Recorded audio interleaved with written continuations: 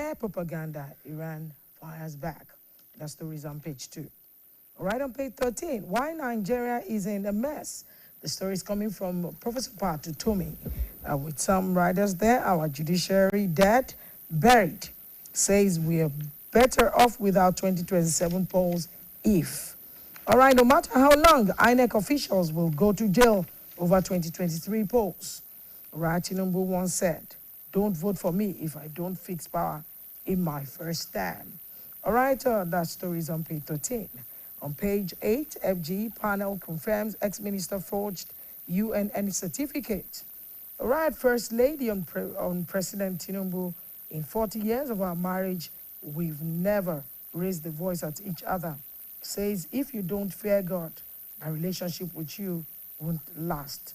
All right, you also have on page 7, terrorists killed 20 in Benue, kidnapped 10 in Kwara, Howard's after no bloodbath. All right, that story is equally there. All right, on page 4, Rivers, Amechi's house attacked. ADC's office set ablaze. The story is on page 4. On page 23, you have NDDC has transitioned from transaction to transformation. That's coming from Obuku. All right, Tinubu inaugurates committee on grid asset management call. All right, that story is on page 6. I will go to other stories there this morning. We'll come to page 4. We have you are a rare gift to humanity. Governor Dilike tells brother. All right, visa scam nightmare. 75 Nigerians lose over 100 million to fake Canadian visa promise. All right, cybercrime, law abuse, pressure mount on IGP Disu. All right, gunmen torch oil companies' equipment in Imo. That story is equally there. And we'll move to other pages. Right there on page 5, shocking disappearance of Sis from the spotlight. Unwritten path destiny chose for me. Ijo music pioneer Izonebi Alfred breaks barrier with UK tour. Juliet Ibrahim's 40th birthday bash, a night to remember. All right, coming to page 6. On page 6, the notebooks, okay. I took that earlier on. The police arrest 15-year-old, 3 others over kidnapping of woman, shooting of 3 others. All right, coming to the same page below, you have how many more Nigerians must die. Obi reacts to terror attack in Ngoshi. Right, still on page 6, U.S.-Iran war, oil marketers raised pump price to $1,100 per liter as crude hits over $100 per barrel. All right, we'll come to page 7. Terrorists killed 20 in Benue, kidnapped 10 in Kwara hours after Borno bloodbath. All right, we have 2027, we have trust deficit to ease, and that's coming from INEC. I beg your pardon, meets Pope Francis at Vatican after his 2 council exit. Right on page 8, FG panel confirms ex-minister for UNN certificate. Delta no-go area for opposition party. That's coming from Buwari. Nigeria's climate push deepens on green plates. Benue Niger Seal Decarbonization Pact. PSC promotes 7 AIG to DIG, charges them to uphold professionalism. And on page 9, Edo will give Tinubu 3.5 million votes in 2027. That's coming from Tenebe, APC chairman. All right, emotions as Zeke's sister is buried in Onitsha. The story is also there. All right, let's come to page 10 and 11. Iran behind terrorism in Nigeria. That story is actually on that page. Iran behind terrorism in Nigeria. Israel ambassador said that Iran rejects Israel allegation of sponsoring terrorism in Nigeria. That's coming from Sahel. Okay, U.S.-Israel war with Iran strikes, counter-strikes, push Middle East towards full-scale tests. All right, let's go to some other stories there. Saved by hunters when hook-up goes wrong. Hey. Okay, let's come to page 16 on the sports stories. You have Michael Coyote, Nigeria star, powering the Bedford dream. That's there. GCU Cricket Club gained promotion after victory over Lagos Cricket Club. FA Cup, Okonkwo ready to face Chelsea hurdle. Ex-player referee says Oseme is declining. He needs to quit Turkey now. All right, Trump asked Messi who is the GOAT during inter-White House visit. FA Cup, Okonkwo ready to face Chelsea huddle. All right, we'll go on a break, and when we come back, we'll take some more stories. Stay with us. Don't go away.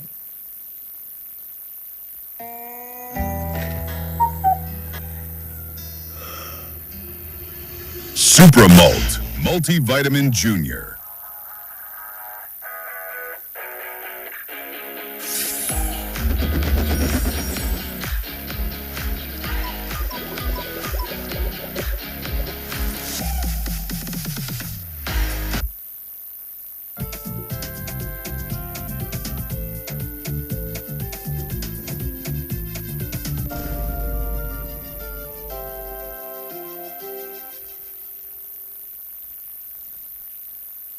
Saturday special, and I'm still with the Saturday Vanguard.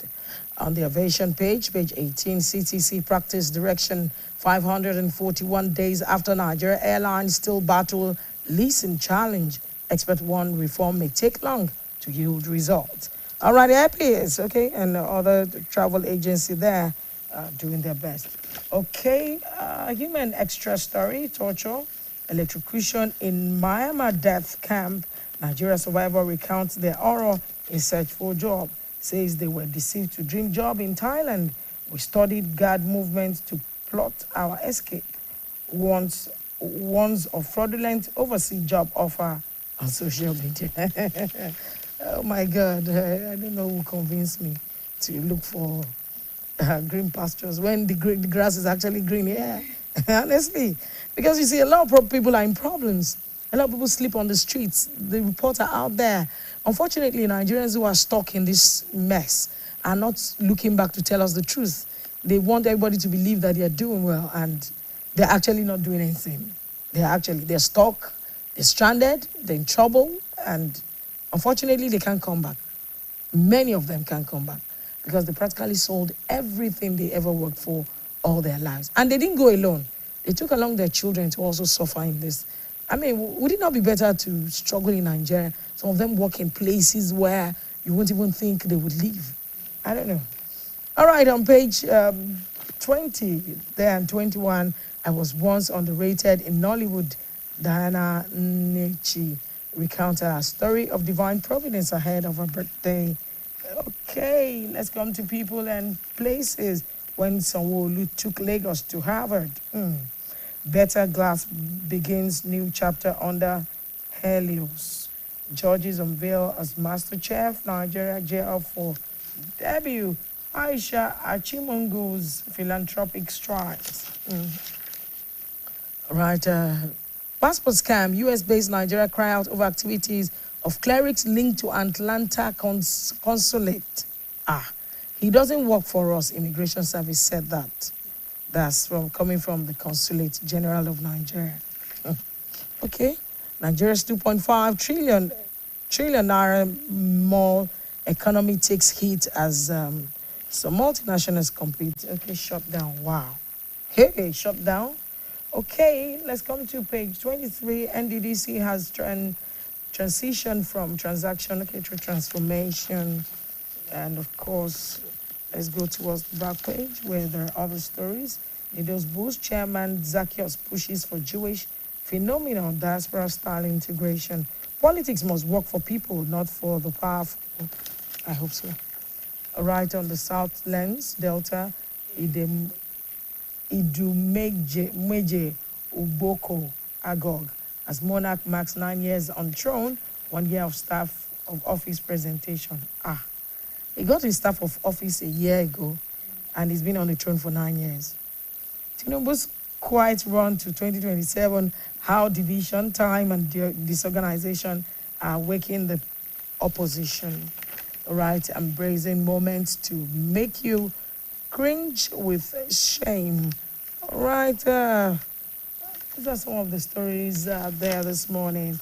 And on the back page, quit Turkey now. Ex-player tells us says he's declining. Mayweather to undergo examination for Paco rematch. Trump to Messi, who is the GOAT. Michael Kayode, Nigeria star powering the Bedford dream. That's as much as I have from the Saturday Vanguard. Over to you for me. All right, I have the Saturday Tribune here, and on the front page we have a story, and that's on page 3. At Awolowo Memorial Lecture, Ayanfu tells federal government, INEC, the world is watching you over 2027 polls, and the writer says, votes buying culture can't produce good leadership, and that's coming from Professor Adebanwi. Our legacies remain benchmark for good governance, and that's coming from President Tinubu. That story is on page 4. Tinubu inaugurates committee on GAMCO to unlock stranded power, and that's on page 18. Where is the signed Electoral Act 2026? Governor Makinde asks federal government. That story is on page 4, and still on page 4. Awolowo Dosunmu announces Awo Foundation's Future Leaders Fellowship. Petrol sells above 1,020 naira per litre in Ibadan. Queues resurface. That story is on page 6. Ambassadors, Tinubu posts Ajimobi's wife to Austria, Jimo to UN. That's on page 26. Iran, traders close shops in Kano over fear of attacks. Sokoto tightens security, and that's on page 5. And you ask yourself this question, or we ask ourselves this question: why are we attacking ourselves in Nigeria? There's a war in Middle East, and Nigerians in Sokoto, in Kano, are bearing the brunt of what's happening in Middle East. They choose to be part of it. It's a choice. All right. On page 6, we have 16 killed, several missing in fresh Benue attack. And lastly, on the front page of Saturday Tribune, Lokobiri hails resolution of OPL 245 dispute, and that's on page 18, taking some of the inside stories. On page 5, we have Adeyemo sworn in as Oyo APC chairman, rallies party behind President Tinubu. Oyo 2027. Rep Olajide declares governorship ambition. That story is also on page 5. 16 killed, several missing in fresh Benue attack. Nant warns against scrapping Tantika contract, says pipeline surveillance, deal boosting oil security. And that story is on page 6. And on page 8, we have Beyond Christian Genocide, the real roots of criminal violence in Nigeria. And that story is on page 8 and also on page 25, which has the concluding part. And on page 9, we have the column, Ask My Doctor. Ask the doctor. We have is breast cancer preventable, pawpaw and pregnancy, how to reverse my diabetes, my worry with kidney failure. I look like a 30-year-old at 50, my blood pressure and alcohol. You want to know what the doctor is saying about all that? It's on page 9. We have entertainment. Nollywood stars honor late actress at movie premiere in Lagos, and that's about All Well, Wood passed on few months ago. Shank Comics dominates streaming category at Sigma Africa 2026. And that's still on page 14. Afrovision X 2026 launches cultural celebration in Lagos. Moving on to page 19, we have International Women's Day 2026.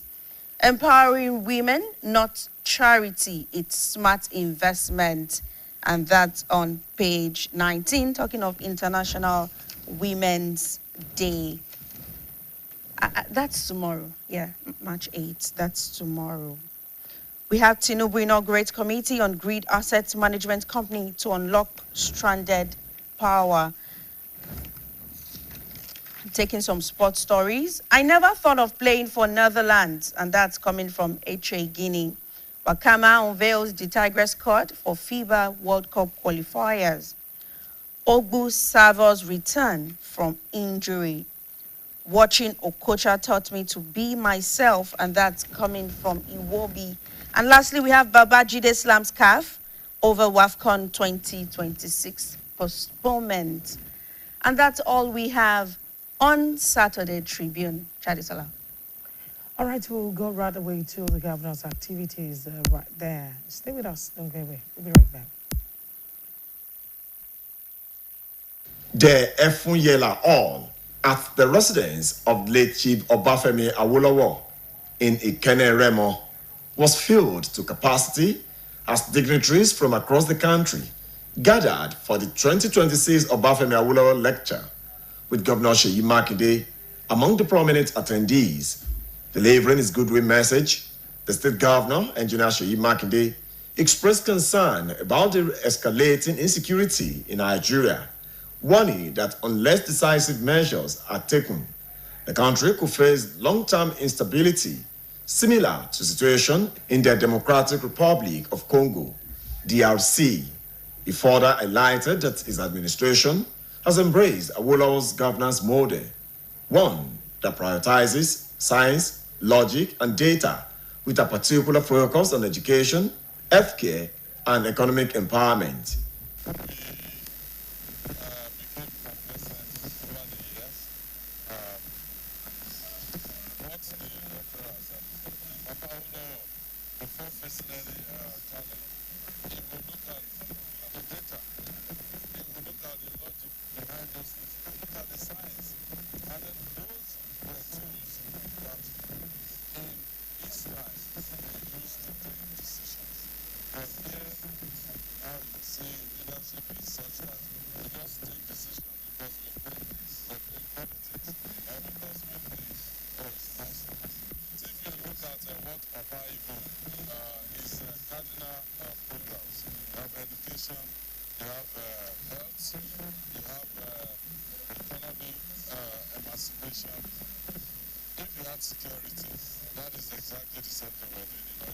In his lecture titled Politics as Future Making, Awolowo and Leadership as a Theory of Action, Professor Wale Adebanwi argued that following Awolowo's model and applying a scientific approach to social issues is key to achieving success in governance. As a scientific thinker, Awolowo never believed, as he argues in the long passage I quoted earlier, that Africans were exempt from natural laws or that as a people we constitute an exception to any of the rules that were brought to bear by the Enlightenment, even if the Enlightenment was first consummated in Europe. In the 1940s, for instance, he totally rejected the idea that Africans or African politics were not ripe for freedom and democracy. In his address, the chairman of the Obafemi Awolowo Prize for Leadership Selection Committee, Chief Emeka Nyaku, who described late Obafemi Awolowo as the best president Nigeria never had, commended the federal government's call for international collaboration in addressing Nigeria's security challenges, but cautioned that such partnership must not undermine the country's sovereignty. Earlier in his address, the host and daughter of the late sage, Ambassador Tokunbo Awolowo Dosunmu, announced the establishment of Obafemi Awolowo Future Leaders Fellowship, an initiative dedicated to raising a generation of ethical, visionary, young leaders across Africa and diaspora. This period of introspection has also led us to consider an important evolution. We are exploring the introduction of sectoral, second-tier Obafemi Awolowo Awards, targeted at highly accomplished individuals who deserve to be acknowledged and celebrated for outstanding contributions within their respective fields. According to her, the Obafemi Awolowo Future Leaders Fellowship is designed to bridge the gap and connect transformational leadership ideas with realities of governance and public life. The highlight of the event was presentation of an award of excellence to Governor Seyi Makinde in recognition of his outstanding leadership qualities.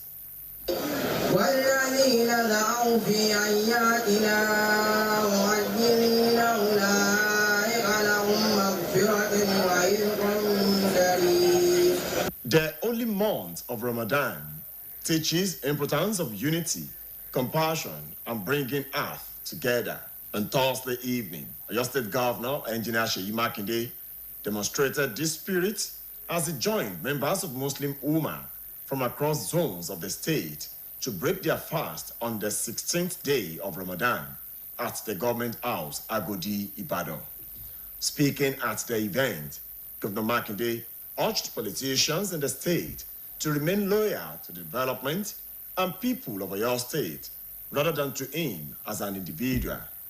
The governor also called on authorities responsible for the Electoral Act in Nigeria to ensure its availability and proper implementation in accordance with the version assented to by President Bola Ahmed Tinubu. The governor kò tú àwọn kan sílẹ̀, àwọn tó fẹ́ gba iṣẹ́ ní ọwọ́ mi.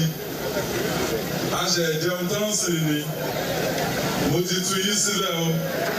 Ẹni tó bá fẹ́ contest, please bring out your billboards.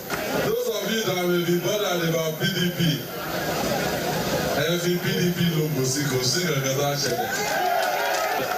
Ẹ mọ̀ pé wọ́n ti gbé timetable jáde. According to that timetable,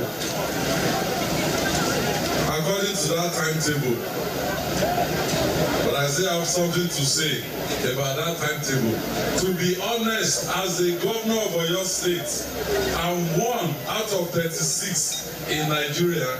I am not sure what they brought out as the Electoral Act. Governor Makinde also appreciated Muslim faithful in the state for the prayers, support, and cooperation with his administration, noting that their support has contributed to the development, progress, and growth being witnessed across the state. Earlier in his opening address, the chairman of the occasion and Are Musulumi of Yoruba land, Edo and Delta, Alhaji Daud Makajola, commended Governor Makinde for organizing the Iftar program and for his continuous support for Islamic activities in the state.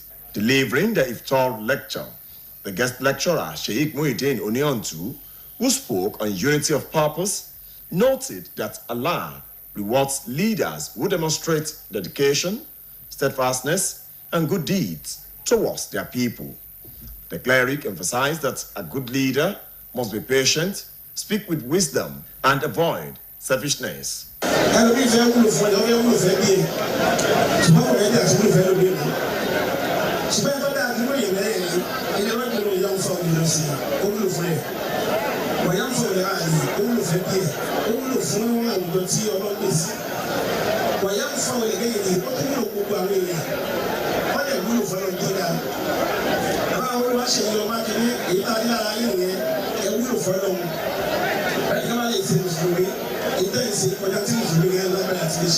In his vote of thanks, the Deputy Governor of the state, Barrister Lawal, lauded Governor Makinde's leadership qualities and appreciated the Muslim community in the state for their continued support and cooperation with the present administration. Highlight of the event included Quranic recitation and special prayer led by Grand Chief Imam of Hussein, Sheikh Abdulhakim Olajori, and the Special Assistant to the Governor on Islamic Affairs, Alhaji Abdulrashid Abdulaziz. The event was attended by former Governor of Oyo State and the President Olubadan of Ibadan land, Oba Rashidi Adiwolu Ladoja, the Shohun of Ogbomoso, Oba Gandhi Afolabi Olaoye, and other prominent traditional rulers from across the state.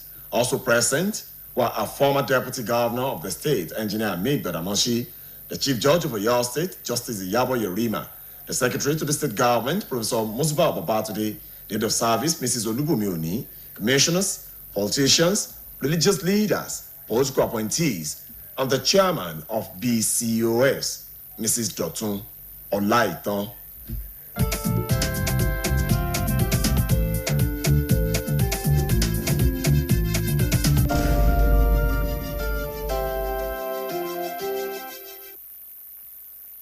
All right, thanks to Olalekan Sulaiman for that update on the governor's activities all through the week.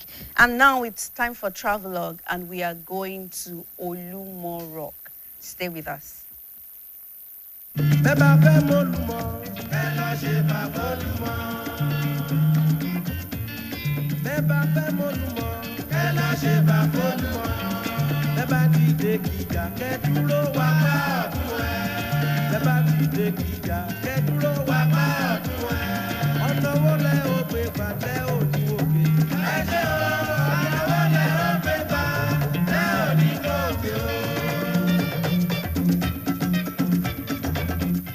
Rock is one of the tourist destinations in the West African country, where some indigenes of Egbaland hid during a civil war, which broke out in the 19th century. The rock served as a shelter for many of the survivors who are said to have hidden in specific areas inside the caves, located on the rock to evade attacks from enemies. One of such is Madam Sinatu Aduke Sani, popularly called Iya Orisha or Iya Olumo. Madam Sinatu Aduke Sani, according to her, has witnessed the coronation of about 4 Alake of Egbaland, while she also delivered her first child inside one of the caves on the rock. Saudi special crew went in search of this 136-year-old woman in Abeokuta. Currently, Olumo Rock is under lock due to the COVID-19 pandemic, and so Iya Orisha has been moved to his Itoko Abeokuta residence pending the time the rock will be reopened. In 1864, Abeokuta was attacked by the army. During this period, the parents of Sinatu migrated to the top of the Olumo Rock to hide for protection. So, it was no surprise that they got so used to the rock that they returned there years back. Sinatu Aduke Sani was born on Friday, August 15, 1884. That was 3 months before the Berlin Conference. On September 6, 1917, Sinatu was a part of the mass rally at the palace of Alake of Egbaland, just like most women of her age.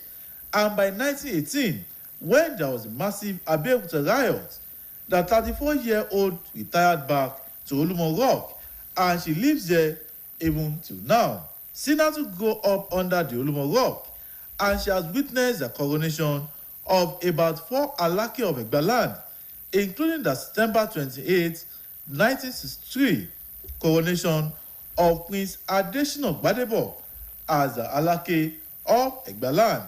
Iya Orisha spoke to the crew, even though not really coherent, but she still recollects some of the events of many years ago.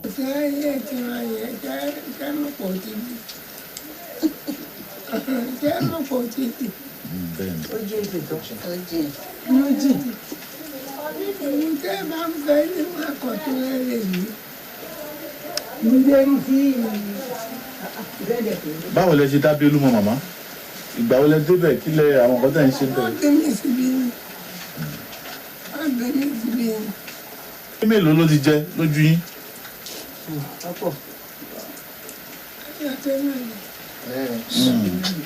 Ṣé ẹ lè dáwọ́ kan màmá?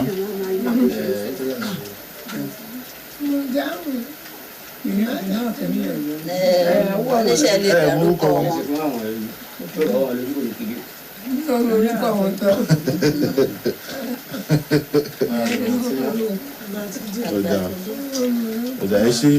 Our first child, Ganiyat Sani, also recalled the events that led to her mother's relocation to Olumo Rock. Ọ̀rọ̀ nípa màmá ó pọ̀ torí èmi tí mo jókòó yìí Olúmọ ń bẹ̀ oyún mi ni wọ́n gbé dé Olúmọ ń bẹ̀ torí màmá Mùsùlùmí ni màmá tí màmá dẹ̀ ń kírun dáadáa ó dàbòrò olóríṣà máa ń sá fún wọn ni àmọ́ gbà tí olóyún mi tí wàhálà yìí dé wọn náà fi kó bá dé Olúmọ kó tó lè bí ọmọ yẹn ó dẹ̀ lọ ó náà àwọn èèyàn kan wà níbẹ̀ tó jẹ́ wípé ìdílé bàbá wọn lóríṣà yìí wà ó dẹ̀ lọ síbẹ̀ nígbà tó dẹ̀ débẹ̀ ibẹ̀ ló dẹ̀ ń gbé títí ó fi bí mi síbẹ̀ olóyún nígbà tó di wípé olóyún mi náà wọn náà fi kó rárí òrìṣà yẹn nínú oyún mi náà ló wà tó fi rárí tó fi ṣe gbogbo nǹkan bẹ́ẹ̀ yẹn àmọ́ gbà tó dé máa bímọ omi ibẹ̀ ló ń fún un wọn ò ṣe gbogbo kan fún wọn ò ṣe nǹkan kan fún kílẹ̀ mọ́ tó bò mí ibẹ̀ tó fi wẹ̀ tó dẹ̀ tí ò di kíní kó bómi kó mu kó fi wẹ̀ ó tán nǹkan tó ń ó ṣe nìyẹn títí tí ó fi bímọ ni òun lò náà ṣe wá gbàgbọ́ ní pé òrìṣà tó gbá òun níṣòro yìí tó ń kókó fi dé ayé òun sílẹ̀ fún Olúmọ ó wà fún mi pé tó bá ń bẹ lọ́hùn tó bá dólúmọ Olúmọ á gbà tó bá dẹ̀ jẹ́ yí pé iṣẹ́ yìí náà ló bá ń wá tó bá dólúmọ tá bá bá ẹbẹ̀ bá ṣe ń bẹ̀ ó máa gbà kò sí ìṣòro tó lè ní tó bá dólúmọ Olúmọ á sọ di pẹ̀tẹ́lẹ̀ fún ẹ. Before BCOS left the residence of Mama Orisha, the old woman sent message to all Nigerians, and the message is, we must all be sincere and honest to move the nation forward.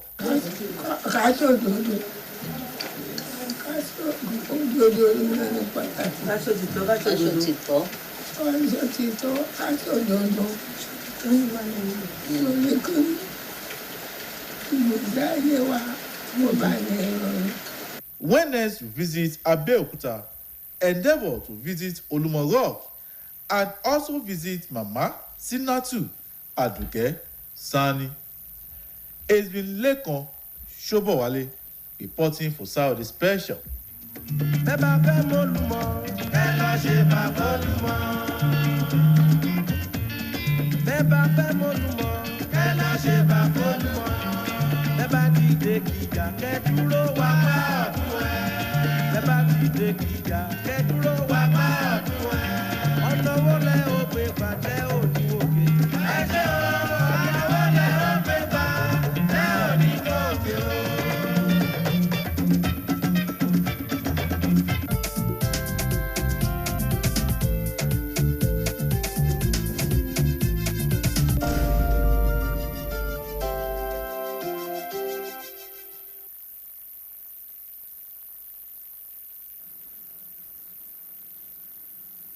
All right, that was Olumo Rock. And now we are going to Iyake Lake. Stay with us.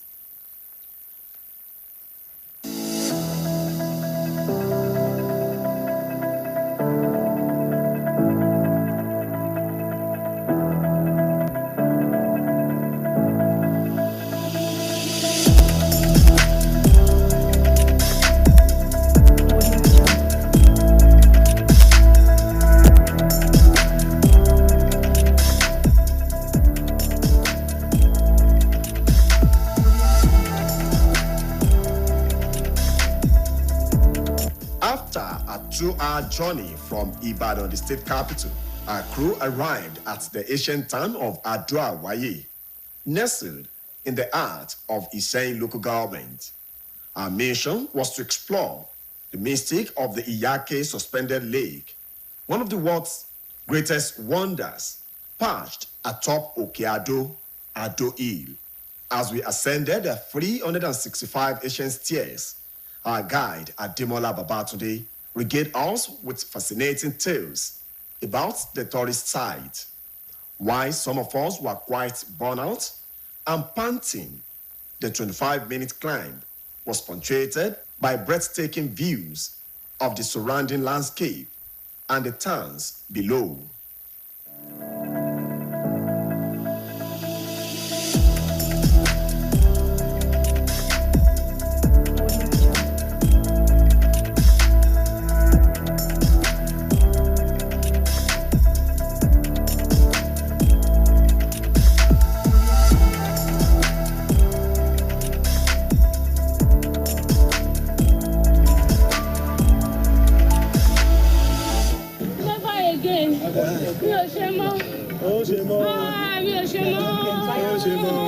Our first stop was the unique Ishagi Rock, a massive boulder precariously balanced rock on the hill.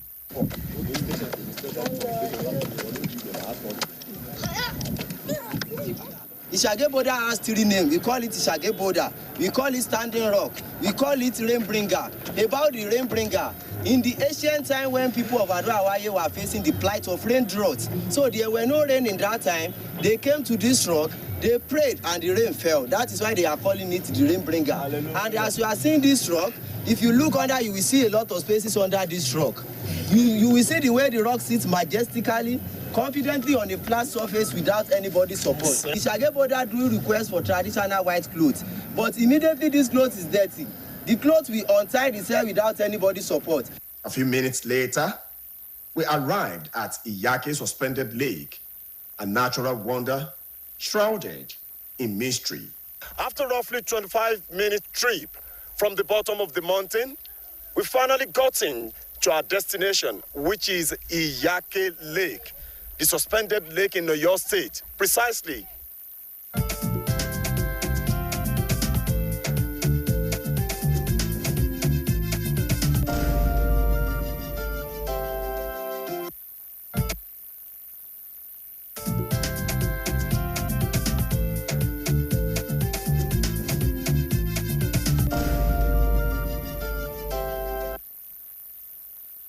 When malaria knocks you down, you can be sure parasites are having a party in your system.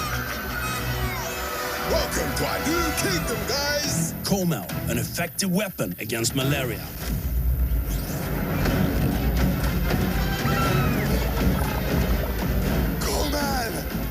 Attacking the parasite army directly to give you express relief and get you back on your feet effectively. Comel on. Malaria gone. Alright everyone, no put your ears, make we talk. Time don't reach to rearrange the sounds to give una small wisdom. Sounds mighty fresh now, but in our own, I beg no be so. Before una go talk, say our smell no reach. Make una think I'm twice so. Ever heard of Colgate, the #1 oral care brand in the world? Colgate Maximum Cavity Protection unlocks 24 hours cavity defense. The further boost with calcium for lifelong smiles. Mom, it's your time to brush. No more for my cover mouth. Because we Colgate, that's who do yaga with your smile. Colgate for 24 hours maximum cavity protection.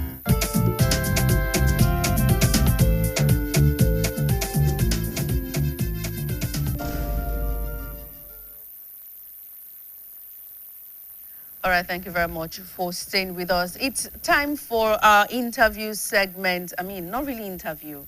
It's a conversation, a discussion. And this morning, we'll be talking about planning for retirement. What are the requirements? What are the things we're expected to have, to see? What are those things you're expected to have started doing, even at the beginning of your work life? Those are the things we'll be talking about this morning. And to do justice to this conversation, we have Comrade Segun Abaton. He's the Secretary, Nigerian Union of Pensioners. You're welcome, sir. It's good to have you. Good morning. And we have Dr. Bashir Olanrewaju, a retired permanent secretary. It's good to have you, sir. Thank you very much. Thank you so much for joining us this morning to speak to this conversation. Talking of retirement, planning retirement, and I think I would want to start with Comrade Abaton. When we talk of planning retirement, what should we have at the back of our mind first?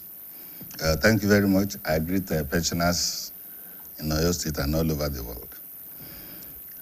My discussion is always that whenever you have your first letter of appointment, should be the time you should start planning for your retirement. It may look odd, but that is the truth of the matter.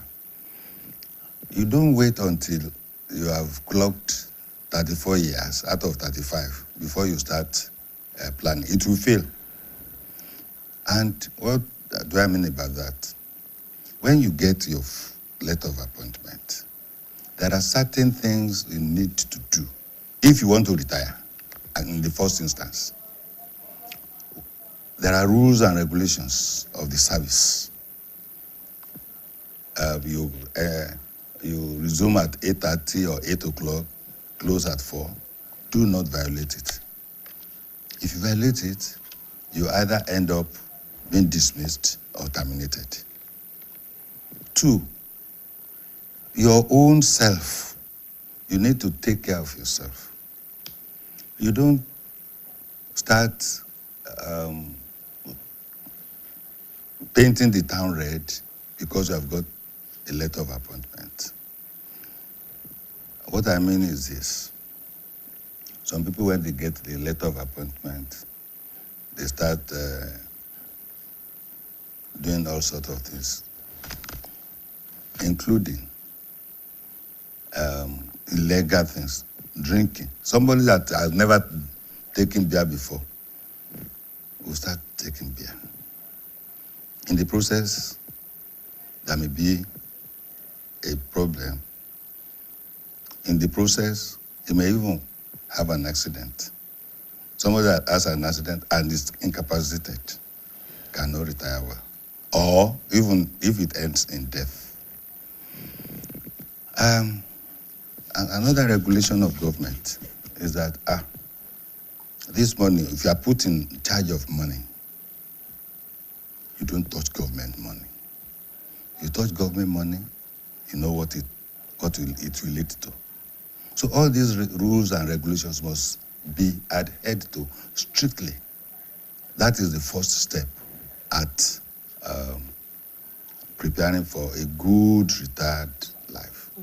Let me hold on here. Okay. For my brother. Let me come to Doctor. When we talk of retirement, people have this notion that we are done working. You really do not have to do anything. Is that what exactly is retirement? What are the requirements? What are people expected to do even after retirement? Thank you very much. Let me start from where my brother stopped. That's the first thing you do in life is to have a goal from day one. Have a goal. 2, have a plan. There are 2 different things. You have a goal, this is where I want to be.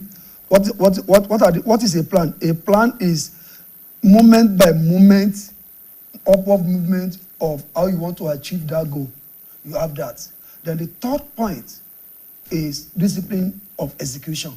So the main goal is I want to have a fulfilled life. If you want to have a fulfilled life, you start from day one in the service, like he said. How do I plan my working life from there? The second one is, where do I want to retire? Where do I want to get to? In your own place here, like GM, like permanent secretary. In the local government, permanent secretary, also HIGA, permanent secretary. In the teaching service, if in the primary, head teacher. In the secondary school, principal, tutor general, so PS. In the civil service, permanent secretary, GM, executive secretary. That is planning for your retirement from day one. Then you now become dedicated and disciplined. Then you now move to the last day. He has said many things that I won't go into again. What is retirement? Retirement is a stepping aside from serving another person to serving yourself, humanity, and your God. 3 things. Serving yourself, serving humanity, serving God. That is, after you must have either served government or served a corporate body or an individual working under somebody. Let me start from serving yourself. Because Before you go deep into those areas, I'd like to take both yourself and the Comrade Abata, if you don't mind. And let me go back to Comrade Abata. I want you've become an elder statesman to the glory of God. If you say so. That's what I said, to the glory of God. You are, sir. You are. And I want you to take us back memory lane. You'd agree with me that many years ago, yesteryears, the way the civil service or work space was in the, let me not talk about pre-colonial era, because it started during the, even before the pre-colonial era, people were working for people. And people work till their last days. I want us to go back there. Okay. That for somebody who is a security guard in the palace, you see those years, so those days where people work as cook in the house of the king, and that's where they live all their life, they die, their children take up those responsibilities. That was how it was then. Let's go back there. And suddenly we found ourselves, maybe through the theory of modernization, where we started, modernization came into existence. We moved from the era of just traditional society into a bigger society. People started, migrating from one place to the other, searching for a better life. And let's go back to how was working in those days, and how were people working? How were they always perceived? Because again, Many people own their farms. They were working on their farms.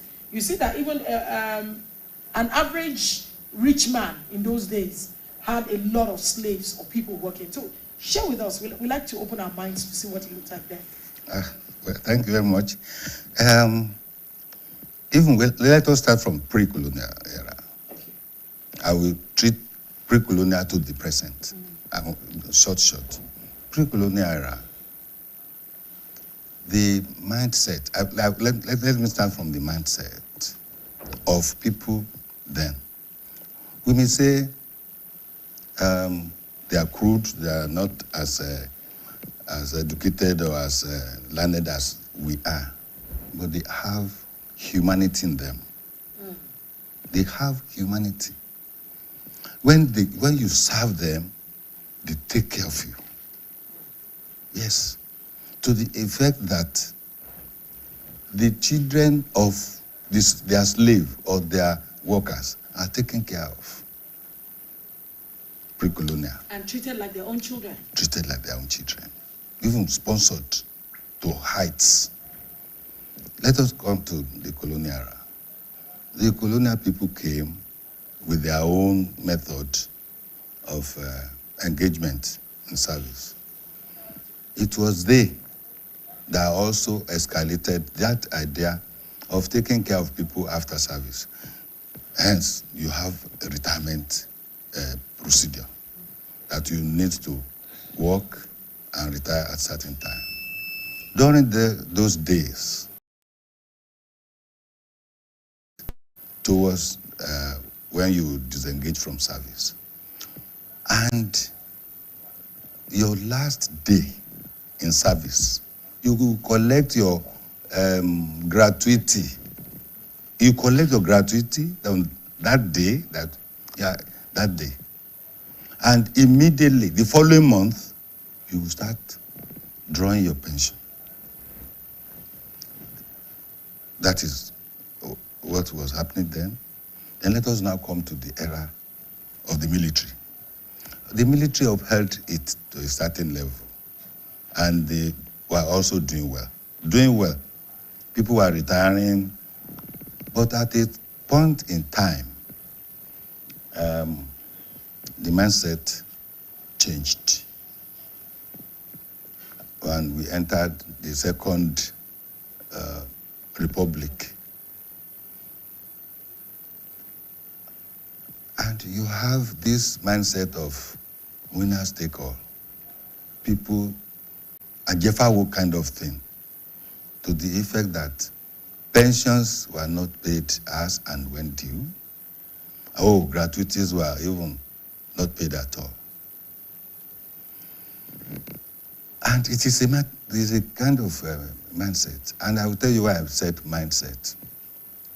I'm just trying to be short because my brother also will react to it. Yes. When the politicians came, our politicians, their mindset was grab all, grab everything, to the fact that pensions were not paid on time, gratuities were not paid on time. There was even a time a governor in this state refused to pay retired primary school teachers 8 years of gratuity. 8 years. Because, what was his reason? He said they did not vote for him. Now, how do you know who voted for you? If you are human. Okay? Now, pension arrears kept mounting, gratuities kept mounting, until it came to a stage when the retired primary school teachers and local government workers were being owed about 42.3 billion naira. It was then we went to court. Now, what I want to point out now is that those administrations before Seyi Makinde will be claiming there was no money. And that was the reason they were not paying us and when due. Seyi Makinde came on board. Seyi Makinde has not owed pensioners or workers any salary. In fact, I will describe Shemakende as the clearing house. Before you start describing the sitting governor, I know you have your facts and figures. Yeah. We'll get there. Okay. Let's not get there yet. All right. Let's allow Dr. Bashir Olanrewaju to please. So I want you to just oppose some of the things they have said about the then leaders, the Babas, you know, how they were handling people who were working and with what we had today. And one of the things Comrade Abato made mention of that I noted is the fact that he blamed the retirement, the current faulty retirement system on politics. It was when the political era came into full existence that there was a decline in the way workers were being treated and their retirement plan became distorted, as the case may be. Thank you very much. I agree with his position. But let me add that in the olden days, pre-colonial time, every job or work a person did then was hereditary. It was hereditary. If you were a farmer, it means that in that family, farming was their occupation, major occupation. I'll come back to what I meant by major. If you were a blacksmith, it means that in that family then, that was their job. And for those, you mentioned people working in the palace, it was equally hereditary. However, despite the fact that particular jobs were known for, particular families were known for certain jobs, despite that, every individual, every family had multiple streams of income. Every family. You find somebody working in the palace, having a farm at the back of his house, at least a very small one. You find a blacksmith taking his hose and cutlasses to the market to sell. You find a palace courtier, those who sing others' praises in the palace. You see them in the market, on market days, selling. And when it comes to their retirement, how they retire, it is for life. But when they get to a stage, the community started serving them. Whether they were slaves, in quotes, or whether they were nobles, the community upgraded them to the level of elders. They call them Egbiagba. In that case, their children will be working for them. Their friends, their nephews, their nieces will bring things to them regularly. And they now engage then more in two things. One, playing game in the evening, whether you're local or whatever. And two, resolving communal crisis right from the family level before it will degenerate to violence. That means they will step aside. They still remain relevant, especially in the area of community service. But that's why they are in court now, retirement. The community, family members, friends, and relatives keep on serving them in their retirement life. Now, let's move to where Egbo stopped. It didn't even start with the politicians. It started with military men. When Muritala Obasanjo came and retired virtually every senior civil servant, calling them super or whatever name. Super permanent secretary. Yes. That regime equally went to the university, sacked so many lecturers. And most senior civil servants and most senior lecturers did not have their private buildings because they had quarters they were living in, government quarters they were living in. Most of them died, or many of them died in penury. So those coming behind them saw what happened to their predecessors. And they saw what the military leaders were doing, in quotes, stealing government money. They equally started serious corruption. And I use the word serious because corruption had been with man right from day one, right from creation, but was not that serious or pervasive. And that led to them embezzling fund that could have been used to develop the state.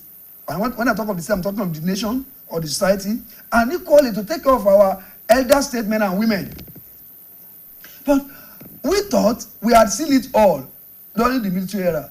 When politicians came, they make it not even a hobby, the main job. Stealing government money become the main job. And that was when gratuities and pensions became an albatross. And that was when children now saw their parents then, who were either civil servants, teachers or working for government has never do well because they were unable to meet their responsibilities at home. But we would also say that you mentioned earlier in those days, parents, workers, civil servants had various streams of incomes. But now we do not see that today anymore. We do not see as much as we used to see. A lot of workers prefer to just stay on that particular job they are working on. Why is that so? Does that speak to the process of the job? No, it's not a preference. No, they did not prefer to do that. Two things happened. One, government policies. If you are a civil servant, you cannot do any other job except farming. You cannot do any other job except farming. And even that farming, you must have a land. In those days, land belonged to the family and community. Today, in code, land belongs to government. Though people are still selling lands. Two, in those days, even though we had farmer herders crisis, in those days, they were able to resolve such crises among the community. Today, if you were in the office and you always go to your farm on weekends, if you leave your farm on Sunday, by the time you go back there on Friday or whatever, cattle will have finished everything on the farm. The third point is the cost of virtually everything. Even going to the farm now is costlier than staying at home. And the fourth point is that unlike in those days when we had non-regular workers, 7:30 to 3:30 and later 8 to 4. If you are working with politicians today, it is not defined. You will be in the office by 8. The man will be coming around 4 or 5 and you cannot leave. You become exhausted. Why can't you leave? You cannot leave because your boss will have told you, I will be in the office by 4:30, wait for me. And he will not tell you until around 3, 4. You cannot leave, you'll be dismissed. You'll be there. So there are ethics. No, let's begin to. These are some of the issues that unfortunately are not being trashed out. Okay. There are ethics to all of this profession, even in the civil service. Okay. There's an office of the head of service who should regulate. Some of these things, I was coming to that question. Because sometimes when you still get to secretariat, you see some civil servants coming out at 8 o'clock, 9 o'clock. Yes. And you're wondering, what are they doing? And then before you see the young man or woman coming out, PM. Yes. Before you see the young man or woman coming out, you are seeing the convoy of the politician rolling out, and then you see them coming out because, of course, they're the ones who lock the door. Yes. And you ask me, but there are terms and conditions to this work service. And we have labor unions. I mean, are we not going to say that maybe the civil servants are also enjoying it? That's why, I mean, nobody has done anything to complain. Or maybe the penalties because are we have just the ILO too laws stringent. there, you have the Nigerian Labour Congress, you have all that. You know, I don't know why we feel so comfortable in this. We're not comfortable with it. The issue is this. Once you join the service, there's what we call schedule of duty. Okay. It's even in the scheme of service. At the end of every schedule, at the end, the last one will be any other job. Assigned by a superior officer, not even by your political head, by a superior officer. Even the head of service you are mentioning, what time does he or she leave the office anywhere in the country? What time? At times 12 midnight. At times 11 p.m. But there is a law to there's no law. Working. No, there's no law. How many hours are you supposed to work? No, no. That is average. No. It's average. That's average. No. So you can actually sleep in the office and wake up the next day and continue. We do. Oh, like yes. But at times we do. Yes, especially for senior staff. Yes. We do. Doctor. I have slept in the office several times. We do. Doing what? Doing what? Because when you finish with your principal around 12 midnight, tell me where you are going. Your principal traveled. He phoned you. I will be back by in the afternoon, and maybe he said he had delays or he was in a meeting, and he came back around 6, and you have to brief him then, and at the end of the day, there were several visitors waiting for him or her, and they were with him or her till around 12 or 11. So what I'm saying is that at that time you cannot, at that in quote ungodly hour, you cannot go home. Doctor, so let's look at it. I'm sorry, ma. Yes. The issue is this: so many people outside going for that job you are complaining about, qualified and more qualified. 2, don't forget that political parties are mobilization agents.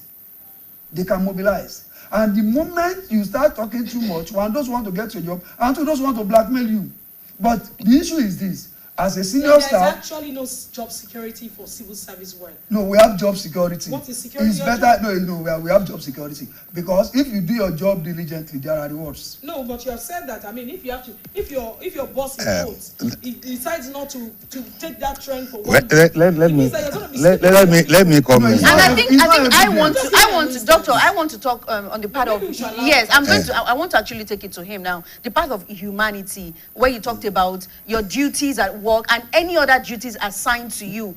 Where does humanity come in? Earlier, Comrade Abato mentioned that during the pre-colonial era, there were a lot of humanity, humanity was being included in service. People were empathetic to other people's plight, and then it changed during sympathetic also during the military, and of course the politicians came and changed and worsened it. And worsened the case. Comrade, at what point did we lose that humanity?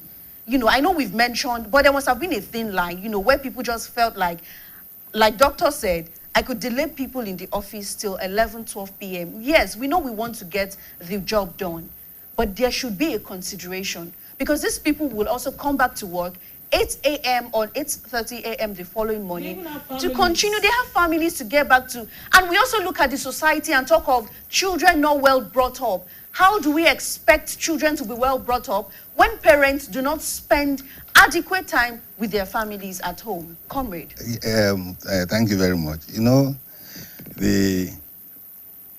I spoke about humanity. We lost it. He mentioned something, and that was the beginning of the problem we are having now. In those days, before the military, I'm talking about the First Republic, the times of the Awolowos and the rest. That was humanity even then. The soldier came, particularly Murtala Muhammad. Murtala Obasanjo became.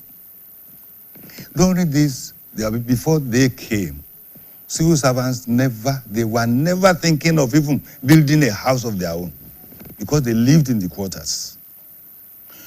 All of a sudden, Obasanjo and Murtala sacked them on the radio, not even paper, on radio. And many of them that had never been to their villages or towns didn't know where to go. Many died in penury, as he said. Many were frustrated, many went into depression and the rest of. It was then that, as Yoruba would say, if they could do this to Oga, permanent secretary, Oga, director, I must take care of myself. So that was where the thing started. Now, coming to the politicians have no humanity. No. My brother, I want to controvert my brother when he said, well, it is true that he said that there's a job security. But with the politicians in Nigeria, there's no job security. So my question was the right question? Right. Oh. He can really support. But he's a permanent secretary. He knows what he went through during politics. I did not forget either. And he cannot forget it. And yet his job had security. If not for Adura, Oriawo, and so on and so forth, he would have been dismissed.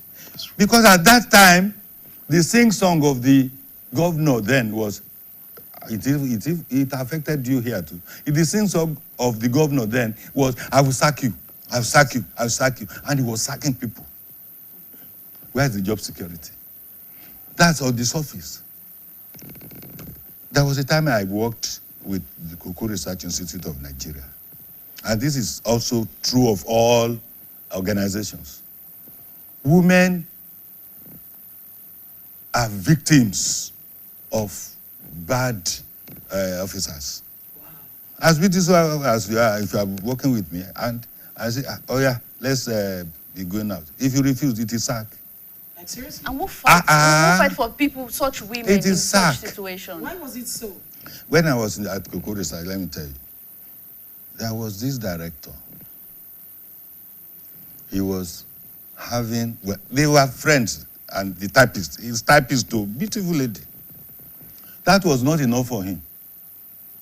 He said he wanted to marry her. And then the lady said, I am a married woman. The next thing, she was sacked. What? Yeah. And that happens everywhere. He can tell me that it happens even in the secretariat. You know, he's a secretariat man. So that is it. We lost it. We lost it. And one thing that really, again, is affecting retirement or the lives of pensioners when they retire is what happened during the time the 1999 Constitution was being enacted. Before, pension was on first line charge. Yes. 1999, it was removed as first line charge. That is the reason you find the governors doing whatever they like, because nothing is holding them. And that is the reason you find in some states of the Federation, gratuities of those that retired in 2008 were still unpaid. Okay, Before J. Makinde came, gratuities of those that retired here in 2008 were never paid. I just see you singing the praise of the governor. No, I'm not singing. I'm saying what is, I'm telling you what is happening. You're a lover of the governor, but we're coming there. Because he loved us. No, it's okay. We're coming there, but we're not there yet. So let's not go there quickly. Now, let me come back to Dr. Bashir Olarawaju. As a retired permanent secretary, so many things were done in the civil service until the COVID-19 era, where there were opportunities for civil servants to work from home or have a day off. Let's not take away the lackadaisic behavior. Some, not some lackadaisic behavior that we see in workers. Now, we're not streamlining to civil servants. We're talking about workers generally. But it's much more common among civil servants who feel that their jobs are secured, there's nothing you can do, you cannot remove them. They do their work the way they like. You get to some offices, 3 o'clock, and somebody's telling you, I have closed. You get to some office, they tell you come back tomorrow, and they forgot that the same way they took transport to work, you're going to have to take transport and spend another money coming back to their office. And this is not so common in the private sector. It's more in the civil service. Why is it that part of your training as a civil servant is to say you must add lackadaisic behavior to whatever work you're doing? The attitude towards people who visit government agencies or government parastatals, the way they talk, you just ask yourself, I mean, if you're coming from a more better environment, then look, how did I get here? And the truth is, no matter what you do in life, you must have an interchange, engagement, interaction with government agencies. Why is it so? Thank you very much. Let me first, in a minute, clarify the issue of security. It is relative. There is security in the public service. There was a governor had issues with his government. I had issues. When he was sacking, he sacked me twice. Twice. Yes, twice. When he was sacking people. Is that how they sack people? A politician believe, the average politician believe is God. Yes, they believe they are God. And they give you letters. I did not collect anything. I refused to collect. Oh. You need me there now. So was it the job security that helped you? I'm coming back to the job security. So many people were sacked. And on here, even here and several radio stations, I told the government and the governor then that government was going to lose. Over 85% of them won in court. Over 85% of them caught me. Go and do the research in the Ministry of Justice. I didn't even go to court. So how I was a unionist. I was a union leader. So whether they like it or not, they didn't want an embarrassment, so they got it resolved. I kept on talking. I kept on fighting for my constituency, for my members. But what I'm saying is this: those workers, we encourage them to go to court. We encourage them. Over 85% of them won. Go to the Ministry of Justice and ask. That is what is meant by justice. So were they paid their arrears? Yes, they'll get their money. He fought for that. Were they restated? They were restated. And for those of them who should go home, they went home, except those who stole. Except those who forged certificates, which whoever fights for such people. But for those who were just dismissed, who the then governor or governors, usually want to show that they were men, they were husbands at home. They will always win in court. You know, an average impotent man will always want to do gra. That's what most politicians are. Yes, most politicians are like that. So, but then when it comes to the issue of the attitude, the nonchalant attitude of some workers, wherever they belong, it is not strange. They are human. Human beings are not perfect. Even though the Yorubas will say, there is only one slave that brings embarrassment to all other slaves or servants. It is not the rule, and it's not the practice, but we have people who do that. And the system is there. Once they are reported, they are sanctioned. The system is there. Nobody condones that in the civil service. That was why I said earlier on, and when the equality talk of when you join the service, you plan for your future. It is part of planning for retirement. I said you must have a goal. Where do you want to get to? Not everybody will become a director. Not everybody will become a permanent secretary. Not even everybody will retire. Yes. Some will be dismissed. Some will be advised to retire. Some will be sacked. Some will be terminated, have their appointment terminated. There are inbuilt mechanisms within the system that bring justice. Justice bring justice to whoever is wronged, because the public is our principal. The citizens are our principal. We are being paid to serve them. They are using their taxes, even though Nigerians don't usually pay tax. Ireland, they will start paying this year. Only civil servants and some workers pay tax. The rich men don't pay. But it is assumed that it is the money meant, which is true, for members of the public, that's being used to pay public servants. So if a public servant misbehaves, you don't need to shout on him. You don't need to fight him. Just try to get his room number, get his name, and report to his superior, and things will be done. What I'm saying in summary is that the system is not structured in a manner that will encourage you to misbehave. No. 2, the training we have received, and we usually receive from time to time, is not pointed at making you nonchalant. And 3, when you now leave the track, there are things to whip you back onto that. And that's why we have withholding of increments, suspension of increments, the warning. We have query, which will start it. We have warning. We have suspension. We have several punitive measures within. And we equally have rewards for those who are hardworking. So when we look at all these punitive measures against workers and how you can sanction workers who do not act appropriately, what about their principles?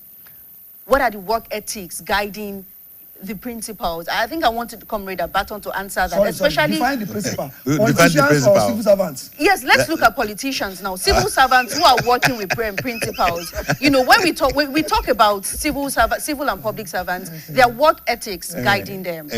What about their principles? What are the work ethics that are guiding? Yeah, that's where I'm going. Should we start looking at, you know... There's no ethic for politicians. Comrade, you're not getting my point. Yes. Should we start looking at creating guidelines, creating work ethics, you know, something to guide them to say, when we talk about... Who are the we? Should we now refer back to our constitution now and start looking at how we can, you know, let the law take its place? Maybe when we start talking about referring to the constitution and, you know, pointing out this is what the constitution says, then everyone can't claim their rights to say, I am entitled to this. You cannot treat me in this I like manner. the way you speak.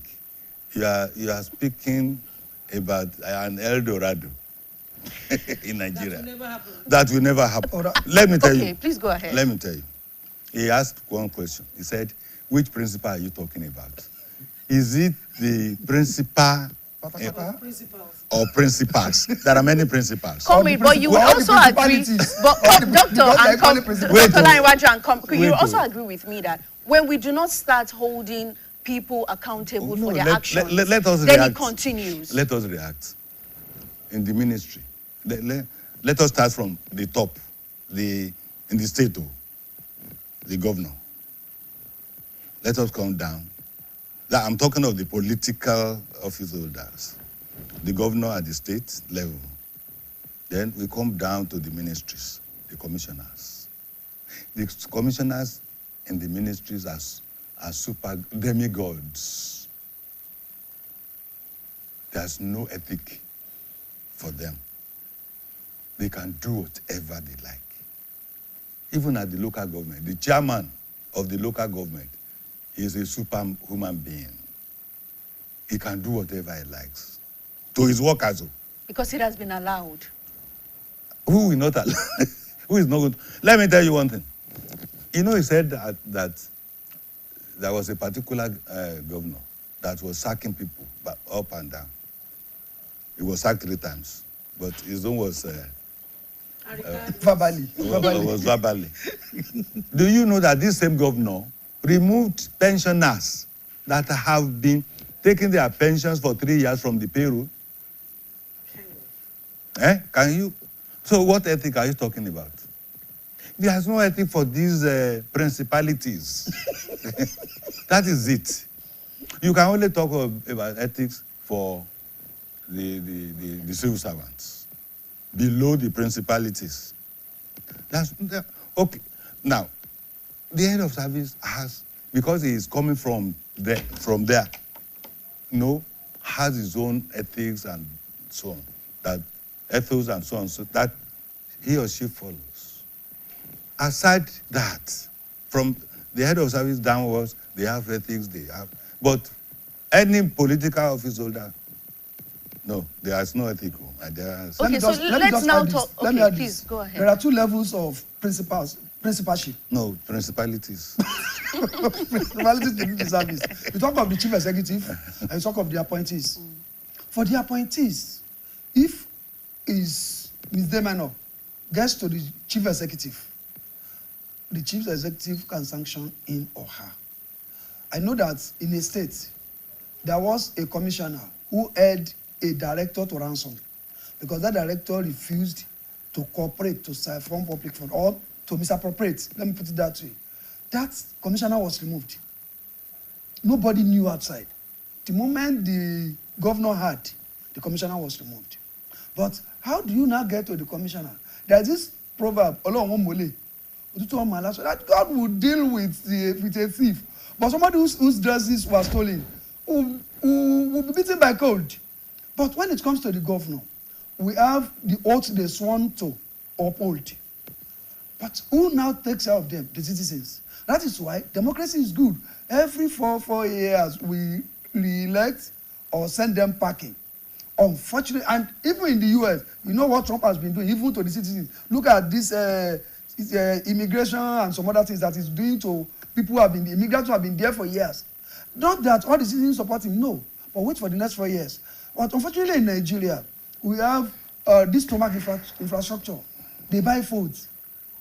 And because of, I don't know, it is not poverty. Because even in the past, there was poverty in the land. Our parents were not like this. But this generation, with only 1,000 or 2,000 naira, they will just go and vote for anybody. And 2 cups of rice. And 2 cups of rice. That's if there's rice. And that's what they do. And that's why the constitutional provisions are not being upheld. The provision is that if you are satisfied with what your elected officials are doing, whether at the local level, state or federal, re-elect them. If you are dissatisfied, vote them out. Those are the sanctions that are there. Or you recall them. Or recall them if they are in the National Assembly. Impossible. You know, it is not impossible, which we are not doing because of our... we've had one record. Somebody had been recalled in the last 20 years. But who will do that? Those who collect bribe. We are not following the constitution. All of us are guilty. All Nigerians are guilty, whether you want to accept it or not. Those who are there are ruling like emperors, and those who are voting for them are not voting for them. They are selling their rights. And in the next 4 years, that you have to spend that 2,000 naira you collected last election for 4 years before you get another 2,000 naira. No, you cannot finish it. Now, let's quickly, because of our time, I think we can now dwell more on the issue of retirement, because we needed to go back and see what it actually looks like and see what we're dealing with. Now, so, for instance, I'm a civil servant, and I'm looking towards, okay, say I've spent, for instance, let's say I've spent 20 years. No, 20 is even far. Let's say 30 years, because it's 35 years. Irrespective of person's age now, I just want to go that way. And I know that I'm going to retire in 5 years. What are those things I ought to have achieved? What are those things I should plan towards? I want to start from Comrade Abaton, because you're a guru on, major guru on that.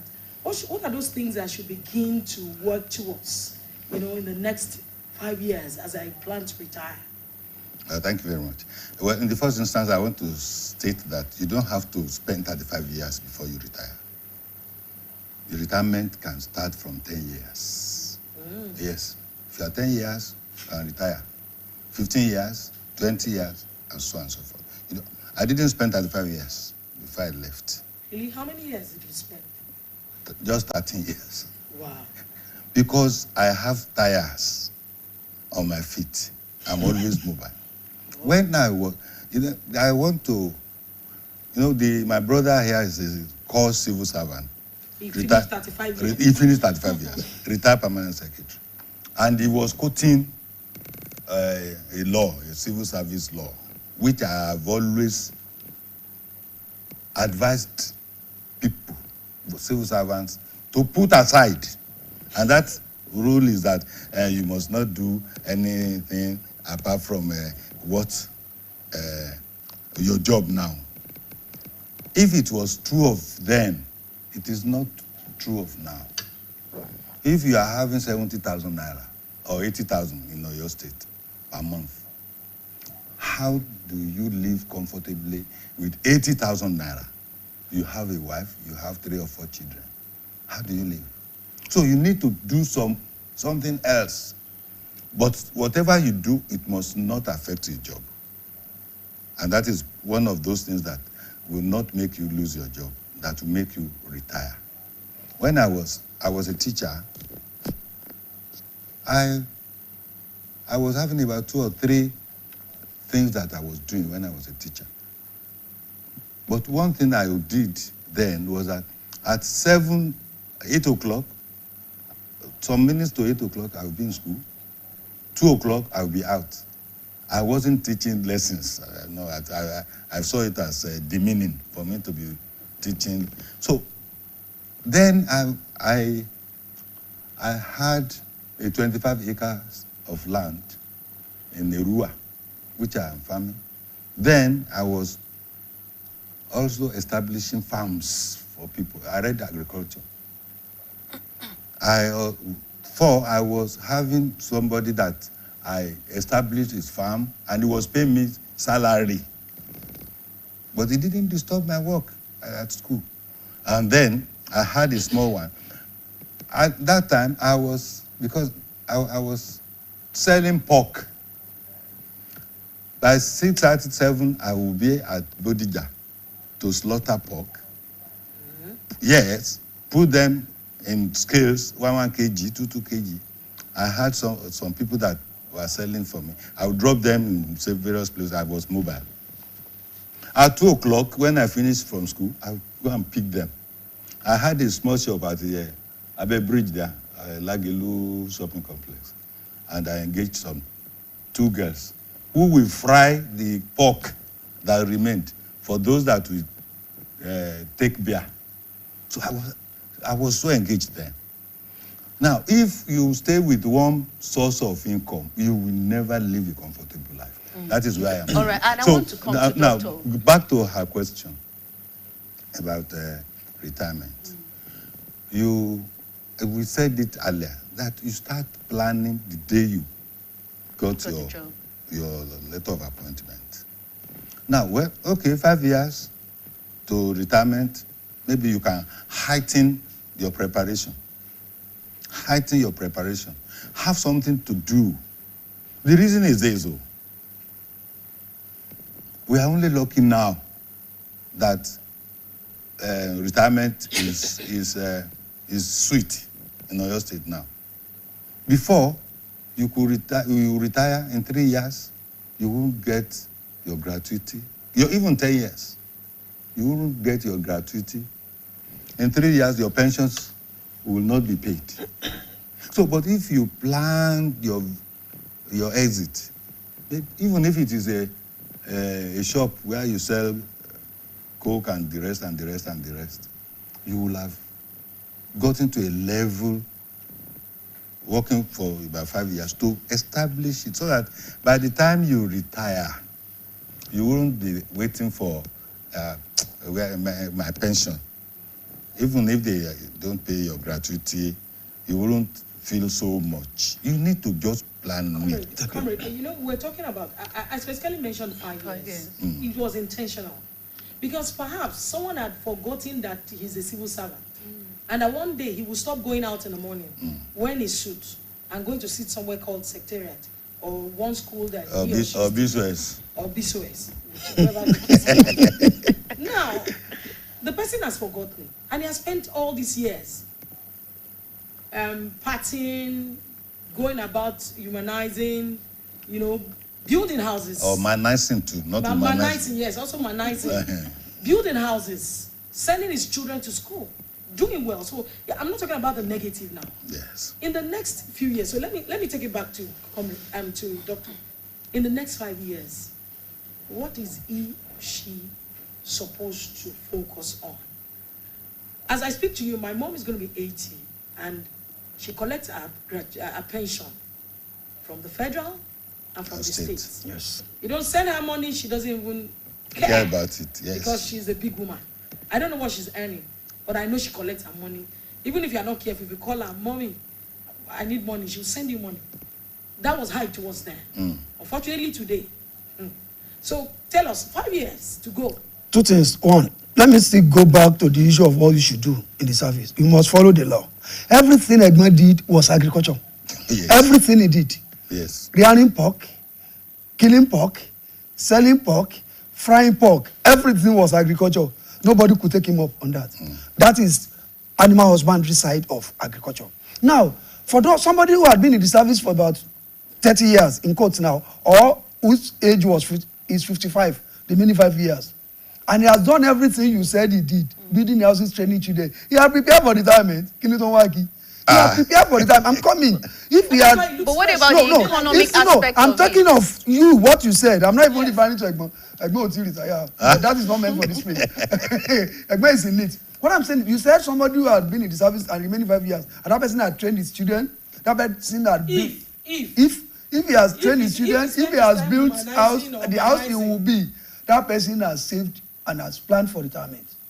But what about the economic aspect of it? Forget the it. Financial aspect. If the children are well trained, and if that person has gotten a place to lay his head, no, it is not at 60 that you start running around. No. It is something we said earlier, that from day one, you start planning for retirement and you have multiple sources of income. But let me now go to the remaining 5 years. Two groups have roles to play. One, the employer. Whether it is private or public service, the employer has a role to play. The first role is that we used to do it in the past. When it remains 3 years, we start training people on post-retirement life. Post-service life. We start training people for post-service. Every year we compile the list. We'll do that around October to December, and we'll send the list out at the end of December, so early January, of those who are going to retire that year. Everybody that will retire in a year, will send the list out. So that person will start preparing. But in the last 3 years of the service, people will be trained. Various experts will be brought from outside, professionals and others, including counselors and psychologists. Because retirement life goes beyond what you spend. So many psychological trauma. Somebody will have the money, and he could be restless like Egman. He wakes up the next day after retirement, put on his suit, and still go back to the secretariat, and he has retired. He has forgotten. Good. Not that he's not living comfortably, but he was already used for 30 years. Now, No, it won't happen. You know me now. But when it never happened to me because it does. I prepared for my own retirement. I even went on leave.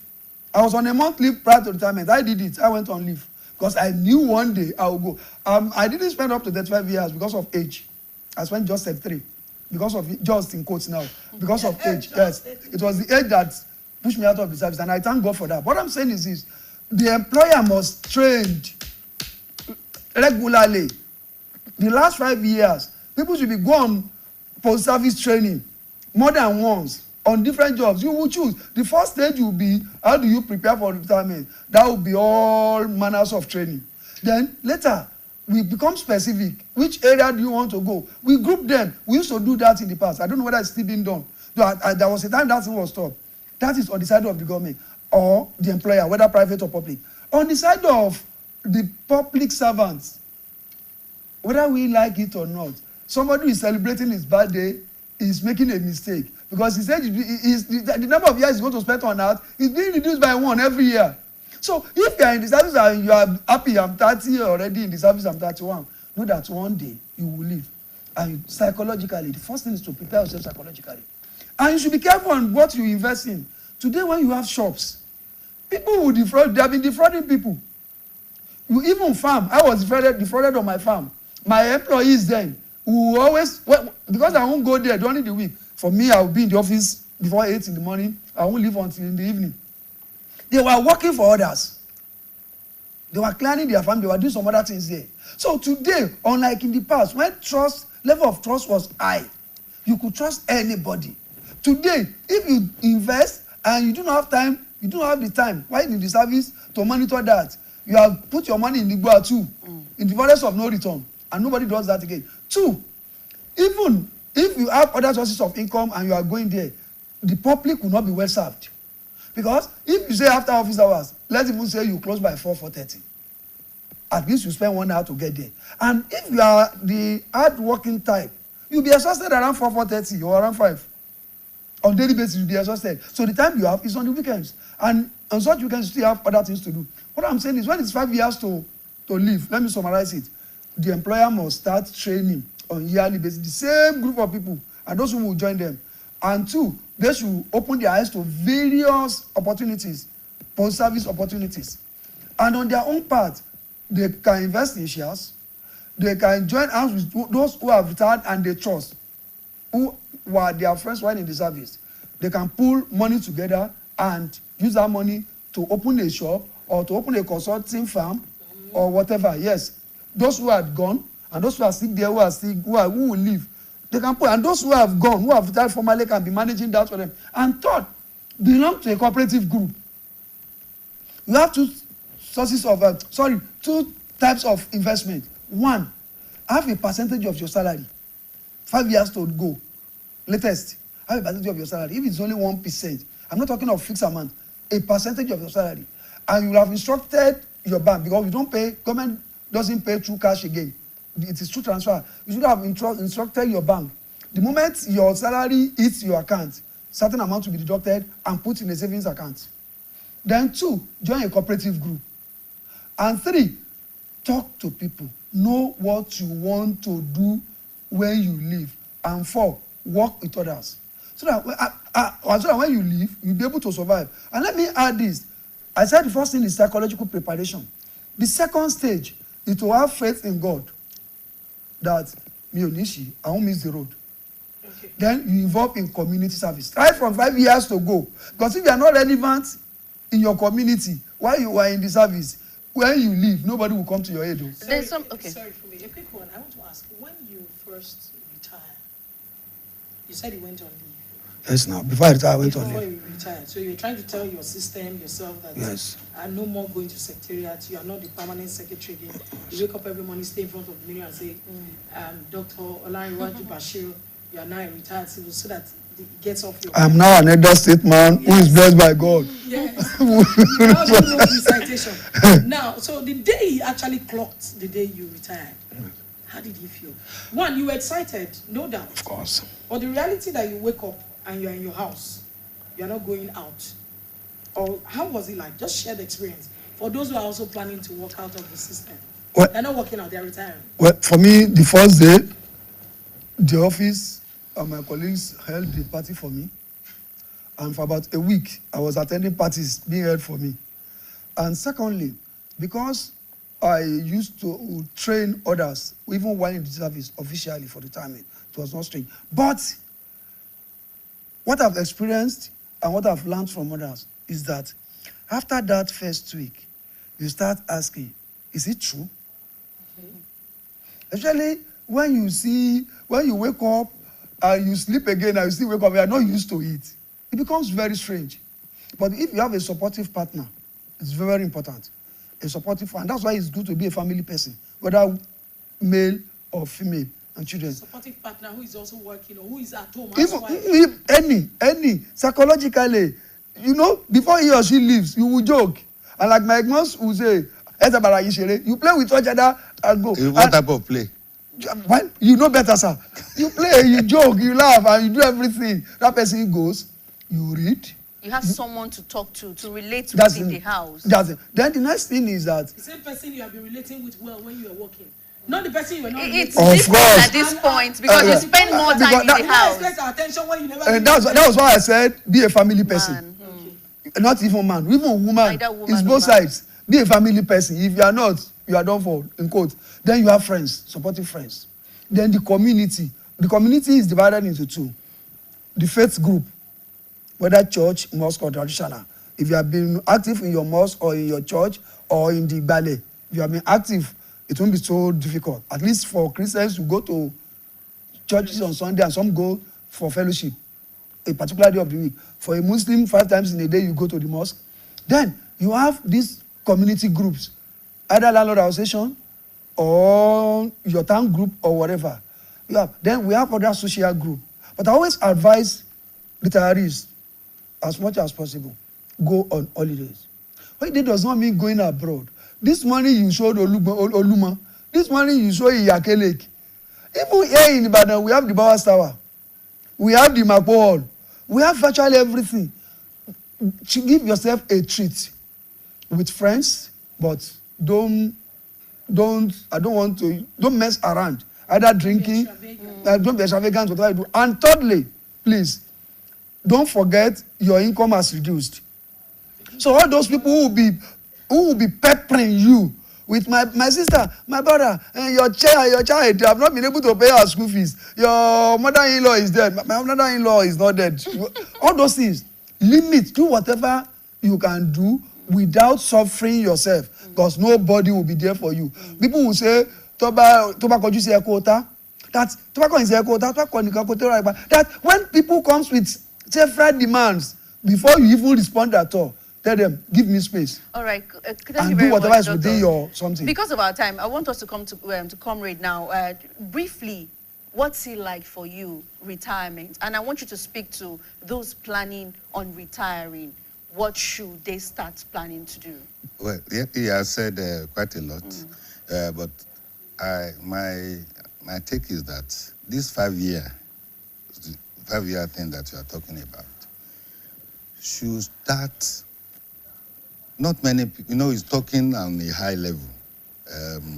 Buy shares, buy this. Let us, you know, I'm talking because I carry everybody along, including the level ones and level one and other people that cannot have that opportunity to buy shares. What we are saying is that start doing something 5 years to your time. You understand? Start doing something. Test run things. Yes, that's wrong. No matter how little it is. No matter how little it is, start that. And then now let us. So one cannot rely on the pension. No, you cannot. No. See, you cannot. Except for permanent secretaries. No, nobody can rely on his pension. No, I know. Except for permanent. No, the bigger the headache. Yes. What I'm saying is this. Except for permanent secretaries and heads of service, the other people that retire will have, if you spend 35 years old, your pension will be 20% short of your salary. Oh. So if you are on 800,000, you'll be 80,000. So you have lost it. Now let us now go to when you now retire and you get your gratuity. What do you want to do with it? Because that is important as well. Many, I will talk to my brother when we leave this place, because it has been my plan to work and carve out something for those that will retire. Nigerian Union of Pensioners will start a program to enlighten people that want to retire. We are not going to do it maybe for those that will retire in 1 year or so. We can even give them a leeway of about 2 years and train people to be able to know what they do. Now, many pensioners, when they retire, they don't know what to do with their gratuities. Many of them. And many of them fall into wrong hands. And lose everything. Okay, because so our time is fast spent. Just one word. Don't you think that with the last line of your thought, don't you think that civil servants or workers should be told, start getting them ready 10 years, 15 years, so that there's a reminder to that time? Don't you think so? Yes, that is part of what I just said now. And you must do what you know about. What you know, not what you don't know. One of my guys retired. He read fisheries. He retired in the Ministry of Agriculture. And he would have gone ahead to do that in his private life. But he said he wanted to do bakery. Up till now, we have not gotten a loaf of bread. The money went like that. And that's that's where we'll be wrapping it up because of our time. And we must say a big thank you to you. You're a big fish, is an elder statesman, and to be on the program with us this morning, we want to appreciate you for your time. You are retired but not tired, and that's why you could be here at 7 o'clock in the morning. So we appreciate you, Comrade Shegun Abato, who is the Secretary of the Nigerian Union of Pensioners in your state. And of course, you're doing a lot. You're giving us the first radio station in Africa. In the world. In the world. And it speaks a lot. And I hear a lot that you do there. You're building and expanding. And we have a hospital. I will pray for more grace for you. Amen. You're going more places. Amen. Amen. And of course, to my own and our own Dr. Bashir Olariwaju, retired permanent secretary, and your own? Yes, my own. Yes, Your own? Yes, I said that. She's my sister now. Yes. You don't know. She's my sister. And of course, a labor leader. Labor veteran. Excellence. He's still there. Thank you very much for joining us on the program. All right, on this note, we're going on a break, and when we come back, it will be Global Update. We appreciate you for joining the program. Stay tuned.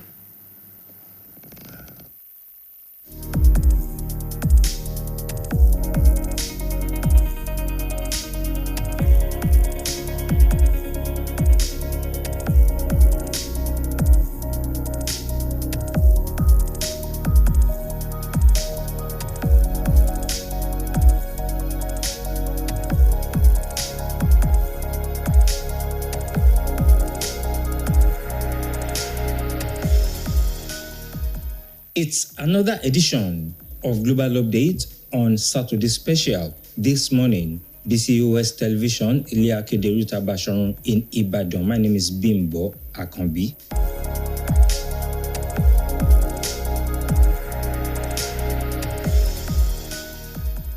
The death toll from Israeli attacks on Lebanon this week has risen to at least 123 people, the Lebanese Ministry of Public Health says, as a new wave of strikes pounded the country, and Hezbollah warned Israeli residents to evacuate towns within 5 kilometers, that is about 3 miles, of their northern border, in one of the fiercest fronts in the wider United States-Israel war on Iran. Lebanese state media said early on Friday that Israel had launched airstrikes on several towns in southern Lebanon. Enemy warplanes launched nighttime strikes on the towns of Sarifa, Aita, Al-Shabaab, Tulin, As-Sawana, and Majdal Salem, the press reported. Another strike hit the eastern Lebanese town of Duris at dawn, the NNA said. The Israeli army also reported a new attack at the suburb of Dahiye in Beirut. It has also continued attacks in southern Lebanon with raids on the area's biggest city, Sidon.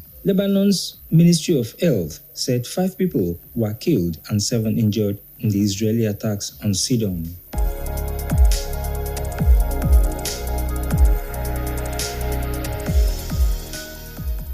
In the meantime, tens of thousands of people are scrambling to leave the Middle East after being left stranded by the United States-Israeli war on Iran, with some wealthy travelers spending huge sums to charter private flights out of the region. Much of the region's airspace remains closed amid the conflict, with only a limited number of flights departing from a handful of regional gateways, including Dubai, in the United Arab Emirates, Saudi Arabia's capital Riyadh, and Oman's Muscat. More than 23,000 flights have been cancelled since the US and Israel launched attacks on Iran on Saturday. I think the one thing that I'm worried about is my flight, because I'm supposed to fly back to my home country in 2 days. We came here from Uttar Pradesh and for our flight scheduled to Dubai. Our flight was cancelled, so we don't know what to do. We are helpless. There are 15 of us. According to analytics firm Cilium, dozens of countries, including the US, the United Kingdom, France, and Germany, have organized chartered flights to repatriate their citizens. But those efforts have been hampered by logistical challenges amid the near shutdown of commercial aviation in one of the world's busiest regions for international travels. Unfortunately, our whole trip from our school canceled it, so we're no longer going to Dubai. Yep, there's no more Dubai trip in the future for us, unfortunately. Yeah. But I don't think there are going to be many Dubai trips happening very soon. When we woke up, we found out that the airports had been hit, so it's the unknown. So my daughter's meant to be flying back today, so we're going to find out if the airport's open. So that's the unknown, that's the nervousness, what we're, concerned about.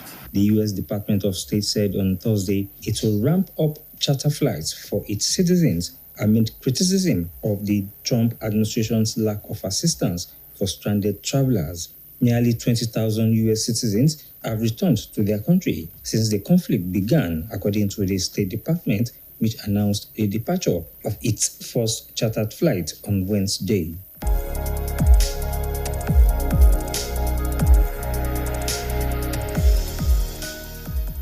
Also, Iran's semi-official Fars news agency has reported that overnight attacks on Bahrain's capital, Manama, targeted the financial Abor Towers commercial complex, the location of the Israeli embassy in the city, the first week of the United States-Israel war on Iran and Tehran's retaliatory strikes on nations hosting U.S. forces and assets has engulfed the region and beyond into a broader conflict. The news agency reported Friday that an Iranian drone was intercepted and destroyed in the vicinity of the complex. In a statement, the General Command of the Bahrain Defense Force said it had destroyed a total of 78 missiles and 143 drones targeting Bahraini territory in what it described as treacherous attacks by Iran. The command said it takes pride in the high level of combat readiness and vigilance shown by its personnel. The military urged the public to shelter in their homes, only living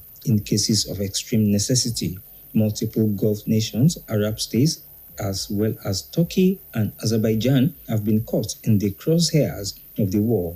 Iran's army said its recent strikes in Kuwait targeted U.S. bases and that more attacks will soon follow. The Saudi Ministry of Defense on Friday said a cruise missile was intercepted and destroyed to the east of the country's central Al-Kaj governorate.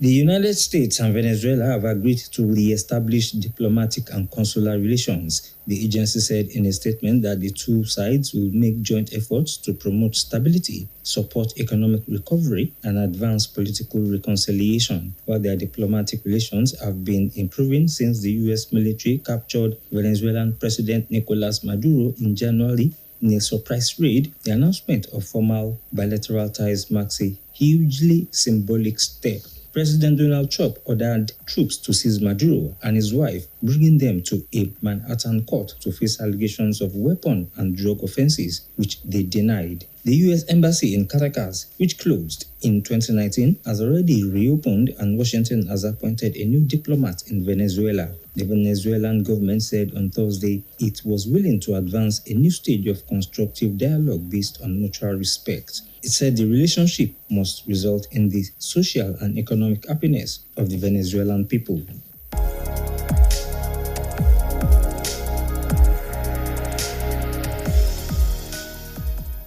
And finally, a Canadian backpacker died from drowning after she was attacked by dingoes on a popular Australian beach, a coroner has found. The body of Piper James, 19, was found in the early morning on 19 January, surrounded by about 10 dingoes on Cape